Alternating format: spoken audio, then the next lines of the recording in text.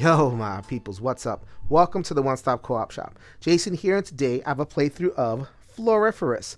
This is in the same line of games as Herbaceous from Pencilverse Games and Dr. Steve Finn. They're smaller, relaxing games with pastoral motifs. In this particular game, also card-based, but this time you are playing a gardener and you are walking through your garden. Very much a physicality to the set collection here. You are set collecting. You're going to gather these flowers, collect symbols, and score in all sorts of different ways. You can really develop your scoring as you go because the scoring is littered throughout the landscape. Floriferous is for 1 to 4 players, so I will give an overview of the multiplayer rules, but then show a solo playthrough versus the pesky Raven. I believe everyone has room for relaxing, quick, card-based solo games in their collection, and Floriferous definitely fits in that mold. But before I get into all that, let's talk about the One Stop Co-op Shop. You're on the YouTube channel. Please give us a subscribe, and also hop over to the YouTube stream channel, subscribe, and like all the videos that you enjoy as well. We have our podcast, which we talk about games and talk to designers, talk about the design of games. We have hundreds of episodes in the bank at this point. Please check your favorite podcast feed for the One Stop Co-op Shop podcast. We have our Discord, a great community, always active 24 hours a day, talking about new and old, complex and simple, long and short, the whole range of solo and cooperative games. If you want to join our community, it is free to join. Please click the link in the show notes below. We also have our Patreon. That keeps the games on the table, the tech upgraded, and you also get exclusive access to videos and exclusive channels in return. So we would greatly appreciate a contribution, but if you just want to join the community, the Discord is open to all, completely free. We are the One Stop Co-op Shop, your one stop for solo and cooperative gaming goodness. I'd like to give an overview of the multiplayer rules before I get into the solo. So I have a 2-player game laid out here. So I have 2 rows of flowers. And with a 3rd player, I have a 3rd row, 4th player, 4th row. Most of the cards are going to come out of this deck, and they are largely flower cards. Flowers are going to have different symbols associated with them. So they're going to have lily, mum, daisy as their flower type, and each flower is going to have a color. So you could have a white mum, a yellow mum, a pink lily, a purple lily, all kind of mix up like that. In addition, some of the cards, not all, but some, have bugs on them. So you have ladybugs and moth, so you might have flowers, colors, and bugs on one card, or you might have just flowers and colors. That is the deck. A turn in Floriferous is quite simple. The first player is going to select a card from this column, either a flower card or a desire card. So then they would go into the row, and they would select here. So then there's a lot that would affect your decision, and I'll get into that in just a second. But just for now, know that on a turn, you are just going to move, collect a card, collect whatever is on the card, in this particular case a stone, and then that is your go. The next player then has the option of selecting either of these cards, and then they would select that card. The other card would get left and discarded at the end of the round, and then play would resume throughout all of the 5 columns. Inherently, none of the flower cards will score. It all depends upon the conditions that you will create for yourself throughout the game. So this stone is one opportunity to score. As you collect cards that have the stones on them, you'll be able to cash in 2 stones for a point. The stones tend to occur down on the bottom or towards the bottom of the tableau. So then if you want stones, you go over here. Towards the top would be more along the lines of action advantage. So then if the players had went, then it would be yellow's turn, and they would get action advantage to go again. So a little bit of a trade-off there. Another scoring opportunity comes with the desire cards. So then if green wanted to take their turn and take this desire card, then they would score 2 points for every orange in their tableau. So then their next turn, they would want this poppy and to begin their orange scoring set. So you're going to get maybe 4, 5, 6, 7 of these throughout the game, and they're different conditions. So they really offer an opportunity to mold your particular play experience. Here is another opportunity to score the bounty cards. So this you would score on the basis of cards that you get at the end of a particular round. So then this card would call for a button, a sunburst, and a beetle, I believe that is. So then I would collect Daisy, Poppy, and then maybe in a later round, I would get a card that had a beetle on it. At the end of that round, I could say, I have that. if I scored it in the first round, I would get 5 points, in the second 3, and in the third round 2. And finally, I have some arrangement cards. So I get scoring in the middle of the garden. So then if I collected that set, I would get 1, 3, and 5 points for as many of these symbols that I've managed to collect. Once I have hit the end of the row, I would discard any cards that were not taken throughout the round. And then I would go this way, just to change up the mojo a little bit. Continue collecting cards, continue collecting scoring conditions, and then come back this way one last time. So 15 turns total, and then whoever gets the most points out of all those sets is going to win a game of Floriferous. However, we are the one-stop co-op shop, so get out of here. Second player, we're playing against the bot. And the bot in this particular case is the Pesky Raven, which comes with the about as simple an automa deck as you'll ever see in a board game. So then before you go, you would pull, and it would take away one of the cards. So then in this particular case, it would take away this desire card, goodbye. And it would replace it somehow. So some of the cards would replace them with face down cards. So then if I had pulled this, I would pull a face down card down here. And that would be, I could get it, but I wouldn't know what I was getting. Instead, this card says that I would place stones here. Now, stones are bad. So if I leave stones on the path, then the bot acquires those stones. And at the end of the turn, there's a conversion where if the bot has 4 or more, then I would discard one of my cards unless I had stones to counter that. So if I want to avoid that particular fate, I would go here, forego a chance to get a card, and then do what the game calls scatter stones. Get rid of those and give the bot less opportunity to take from me. Sounds like you might want to do that every time because you don't want to lose cards. However, you might be passing up scoring opportunities. Sometimes it is worth just going for that and dealing with the stones. That is the push-pull of the game, at least in the solo mode. And, oh, by the way, one last little solo rule. This card comes from the multiplayer game. It is the T, and it is awarded to the one who gathers the most stone by the end of the game. In this game, the solo, I start with this card, and I can get rid of this card if I want to skip one of the bot's turns. If I have a card that I really want to complete multiple sets, then I might just do that. Otherwise, I can hang on to it and score that at the end of the game. All right, so I have dealt out a fresh new tableau, and I'm ready to go. So the first thing you want to do in any solo game of Floriferous is to kind of ingest all of the scoring opportunities and see what you can make happen.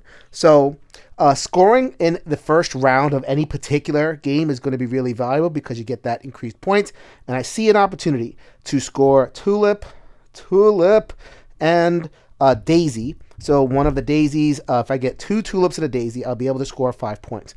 The bot can stop me. We're going to work on the bot not doing that, but that's a good goal to go for at the beginning. In addition, I have the desire card here, 2 cards per tulip. So if everything goes to plan, then I would have 2 tulips and the scoring card and this by the end of the round. Things won't go according to plan, but it's nice to at least begin with something. The bot is going to go at the end of my turn, so I get my first turn to acquire a tulip. The bot is going to go. They're going to discard the lily over here and replace it with a stone. So if I wanted to, I can go down here and punt the stone. But it's early enough. I'm not too afraid of the stone, so these cards are intentionally face down. They are hiding, so let's go ahead and take that. I could go for this desire card, but I would get locked into mums at that point. I want to stay a little bit flexible, at least for now. So then let's go over here and let's get up. Oh, mum, look at that. All right, so the bot is looking ahead, and they are going to discard the desire card, leaving me with my choice of Daisy. There are no ladybugs currently on the field right now, so I don't really miss this. However, the bot is going to place 2 stones in the way. Now, the way countering works is that, as I said in the rules overview, if the bot has 4 stones, then they would discard all those stones to get rid of one of my cards, which I select, which is not so bad. But I don't want to do that, or I want to avoid that as much as possible. I can acquire this daisy with this stone, which I'm going to do. And I can discard a stone 1 for 1 to discard a stone from the bot. So kind of delaying that action for a second. So I get a couple of things by going here. All right, so moment of truth time. I have this tulip. This is the one they could discard along with the scoring card, although I wouldn't miss this as much as I would miss the tulip. Let's see what we got. So we have, oh, okay, we got the scoring card that has been dealt with, and they replace it with a stone. Now what's going to happen is at the end of the round, they're going to pick up these four and discard one of my cards. Now, I have a decision. So I could just sacrifice this mum, which is right now not scoring for me whatsoever, or I could sacrifice one of my stones. So I don't know. We'll decide that at the end of the round, but for now, I get my tulip. And let's see what the bot does to me the last round. They are going to remove this lily and replace it with a face down card, which is okay for me. If I wanted to, I could go here, but I was able to implement my plan, my grand stratagem, and get this. So now I will score 4 points off of my tulips, and I'm probably going to go for any tulips that I see in future rounds. All right, so end of round scoring, we did it. Tulip, tulip, daisy, and 5 points. Feel awesome about that. The bot has 4 stones, and they would normally discard those 4 stones, but I'm going to discard one of mine to get rid of one of theirs, so they don't do anything. On the next round, they're going to get more stones, and the way it works is that they discard all of their stones. So they could have 4, they could have 9. They're going to discard it and discard 1 card. So let's delay that a turn, build up a lot of stones, and then sacrifice something. Maybe that mum, who knows? Everything else gets discarded. We are going to repopulate the row and proceed with round 2. All right, start of round 2 of 3. So plans are coming together once again. If I get this poppy, then I would qualify for this bounty. So if I didn't explain how bounties work in terms of which cards can score, so then I used one of my cards, 3 of my cards actually, to complete this bounty. I can double dip cards and use another card that satisfies the condition. So then this tulip had satisfied this, and the bug on there can satisfy that one at the end of that round. So that's cool. The only thing that you can't do is have 2 cards, have 1 card meet 2 different goals. So if this was tulip bug, I couldn't use 1 card for 2.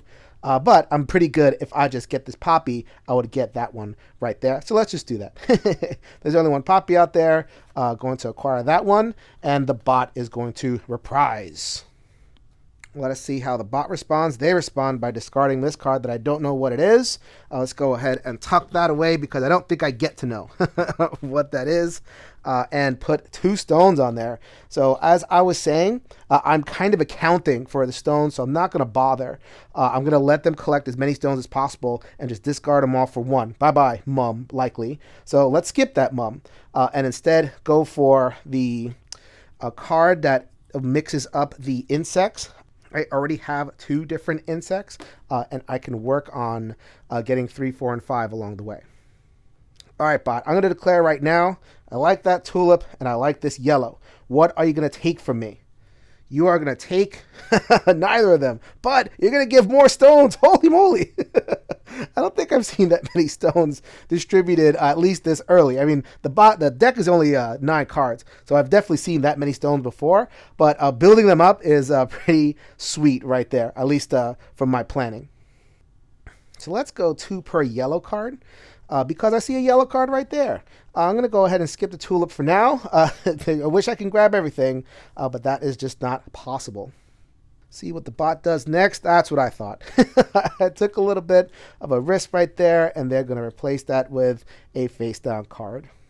So let's go ahead and scoop up this face down card. It could be great. It could be the card that I discard when the bot messes with me. It is going to be a poppy. Yeah, likely discard fodder.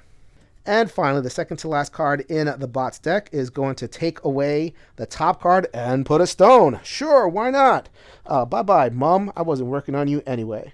And the bot is going to end with 8 stones. That's crazy.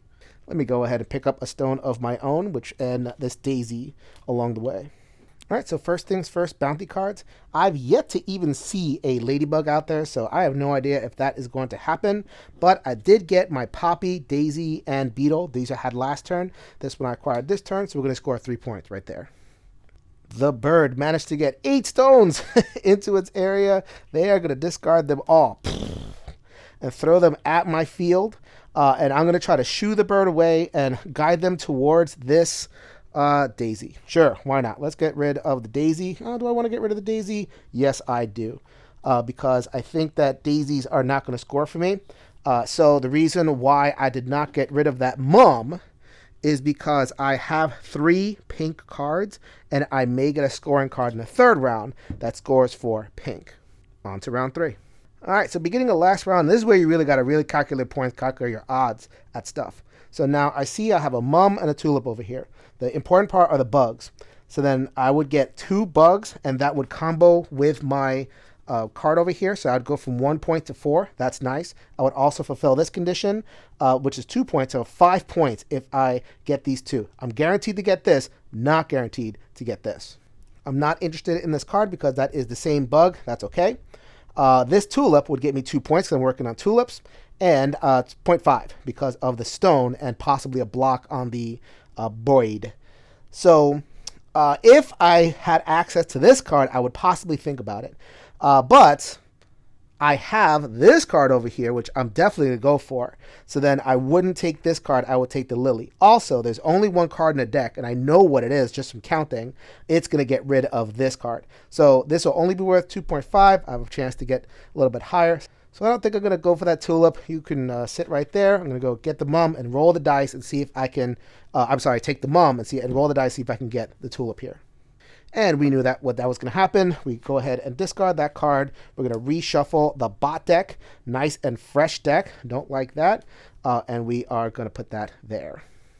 As tempting as that is, let's go ahead and take the Lily instead. Combos well with what I got going. So now I really want this Tulip. The Tulip's worth 2. The B is worth on the bounty card, and it is worth on my personal gold card. There's so much going on here that I am going to use my cup of tea. I'm going to throw tea at the bird for 1 round, which is a really evocative thing. I am going to know what card is going to come out next because it just comes out next. But it's going to affect this row, not this. So for the free turn, I'm going to go ahead and bank my Tulip. All right, so this is another moment of truth. I really want this card. Now I have 4 pink, and I don't have my cup of tea anymore. So this would be 8 points right there, but I got 8 points by getting that Tulip. So, you got to weigh things. So let's see what the bot does in response. It is going to get rid of this Lily. That's nice. 33% chance of that, and replace it with 2 stones. Yeah, thank you.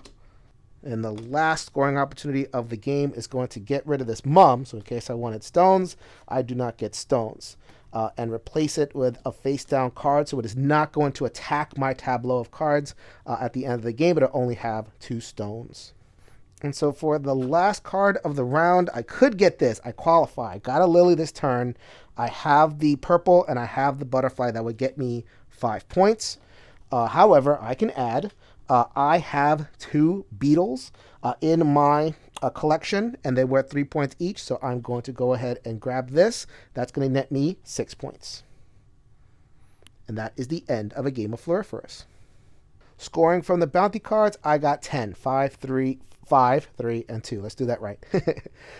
8 from the pink. 1, 2, 3, 4. So that is 18 total. 19, 20, 21, 22 for the yellow. 6, which makes 28 from the tulips. 6 makes 34 from the beetles. So then we have 1, 2 beetles.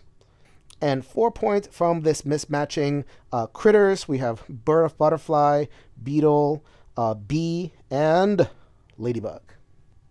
So that makes 38 points total. Let's see how I did. So that would be the standard game. 38 points. Oh, I just missed it. I would have gotten to 39, and I'm really relaxed. So I have room to improve. So that, I guess little decisions over here I could have done a little bit differently, or maybe the deal was a little bit off. That's about on the high end of what I've been able to get. I haven't played too much, but in the 6 or 7 or 8 games that I've played, that's about the range. Maybe you saw more opportunities to score into that 50-point threshold, which is crazy. But anyway, that is Floriferous. It's a really cute game. It is not everybody's taste. It's a little bit mathematical, especially at the end. I definitely felt like, the point matrices type scenario where, if you're good at point scoring, you might really enjoy that last part. But I think it's a good mix of that mathematical side as well as just an enjoyable experience overall. Great art, great package, Floriferous.